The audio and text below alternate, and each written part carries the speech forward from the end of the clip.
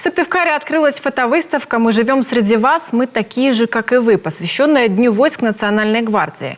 В Финно-Угорском культурном центре представили почти 3 десятка фотоснимков, на которых запечатлены яркие моменты трудовых будней и торжественных событий за 5 лет работы ведомства. Это патриотическое воспитание нашего молодого поколения.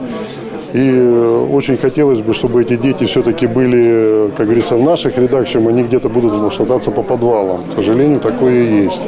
Вот. Это, я считаю, это вот основная задача вообще всей выставки. И еще одна задача – это показать все-таки действительно, что сотрудники Росгвардии – это такие же люди, как и все мы.